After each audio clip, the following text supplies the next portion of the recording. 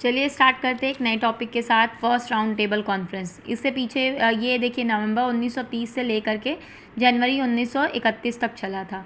ये round table conference आखिर किस लिए हो रही थी, क्यों हो रही थी, ये मैंने पहले ही पढ़ाया है, बट मैं थोड़ा सा ब्रीफ आपको बता देती हूँ। ये एक मतलब अब इंडियंस की ग्रोइंग डिमांड बढ़ती जा रही थी कॉन्स्टिट्यूशनल रिफॉर्म्स से रिलेटेड। तो इसके लिए मॉन्टेग्यू चेल्सफॉर्म रिफॉर्म्स भी हुआ था, जिसमें क्या हुआ था कि मतलब इंडिया की कॉन्स्टिट्यूशनल रिफॉर्म्स में चेंजेस लाया जाएगा, मगर फिर भी वो मतलब ब्रिटिश गवर्नमेंट का इंटीग्रल पार्ट रहेगा।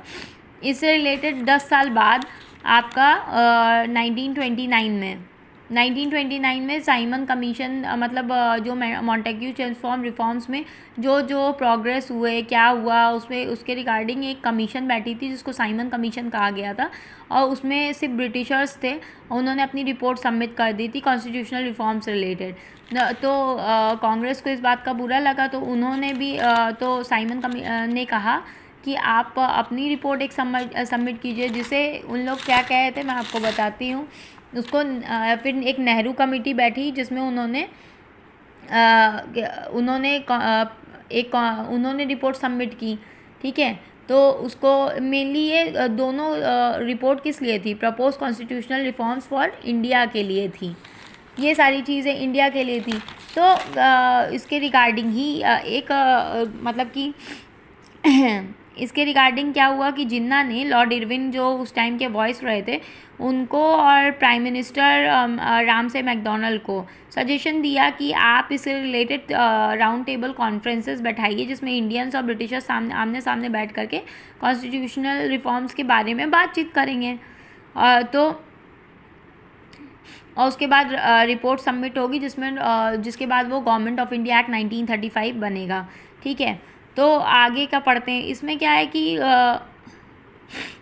इसमें क्या हुआ कि फर्स्ट राउंड टेबल कॉन्फ्रेंस में कांग्रेस ने तो पार्टिसिपेट ही नहीं किया था। क्यों? क्योंकि वो सिविल डिसोबीडियंस मूवमेंट में बिजी थी, और दूसरे बहुत सारे कांग्रेस के लीडर्स जो थे वो अरेस्ट भी हो गए थे। तो ब्रिटिशर्स ने सबको बुलाया था, जिसमें इंडियन नेशनल कांग्रेस के कोई भी लीडर नहीं आए थे, मगर बाकी लोगों ने पार्टिसिपेट किया था। जैसे कि मुस्लिम लीग के हिंदूज़ ने पार्टिसिपेट किया था, जस्टिस पार्टी थी उन्होंने पार्टिसिपेट किया था, सिख लिबरल्स थे उन्होंने पार्टिसिपेट किया था, पारसीज थे उन्होंने पार्टिसिपेट किया था, क्रिश्चियंस ने पार्टिसिपेट किया था, एंग्लो इंडियन और representative of government of India, इन्होंने सब लोगों ने पार्टिसिपेट किया था। भैया लंदन बुलाया जा रहा है, और बुला के ब्रिटिशर्स ने बोला आइए बैठिए, यहाँ पे आपकी खातिरदारी की जाएगी। तो सब लोग गए थे लंदन, और वहाँ पे उन लोगों ने अपने पॉइंट रखे थे, बट इंडियन नेशनल कांग्रेस नहीं गई थी उस टाइम। तो जब इंडियन नेशनल कांग्रेस नहीं गई तो ब्रिटिशर्स को ये रियलाइज़ हुआ, उनकी इम्पोर्टेंस रियलाइज़ हुई, और उनको समझ में आया कि इंडिया का वो कॉन्स्टिट्यूशन बनाना चाह रहे हैं, तो बिना कांग्रेस के वो इंडियन कॉन्स्टिट्यूशनल मशीनरी वर्क ठीक से नहीं कर पाएगी, वो ठीक से इम्प्लीमेंट ये चीज़ें नहीं कर पाएंगे।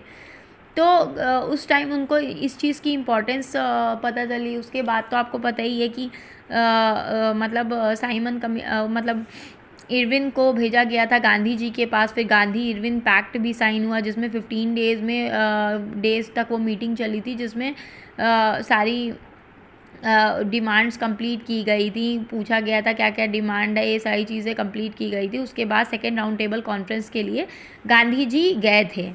उसके बाद देखिए अब ये 1930 से लेके नवंबर 1930 से लेके जनवरी 1931 तक ये मीटिंग चली थी।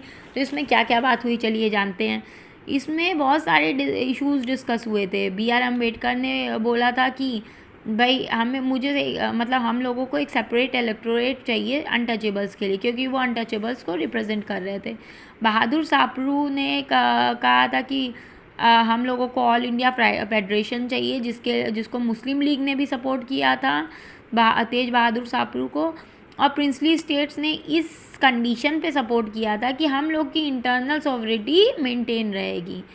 अब भैया इन लोग तो गए थे वहाँ पे मतलब ब्रिटिशर्स के पास अपनी डिमांड रखने, मगर किसी को ये नहीं चाहिए था कि देश पूरा आज़ाद हो जाए, सबके हित की बात करें। सब अपने अपने कम्युनिटी के लिए बात करने गए थे। एक लौते वहाँ पे गांधी जी थे, वो जो कि जिन्होंने अभी राउंड टेबल कॉन्फ्रेंस नहीं की, मतलब ज्वाइन की थी, और कांग्रेस के लीडर जो पूरे हिंदुस्तान के लिए चाहते थे इंडिपेंडेंस, चाहते थे एक एक इंसान को ये चीज़ें, मगर इन लोग पर्टिकुलर कम्युनिटी के लिए ही गए थे।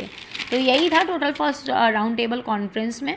अगर आपको मेरी वीडियो प्लीज़ पसंद आए तो प्लीज़ मेरी वीडियो को लाइक कर दीजिएगा, कमेंट कर दीजिएगा, प्लीज़ सब्सक्राइब कर लीजिएगा।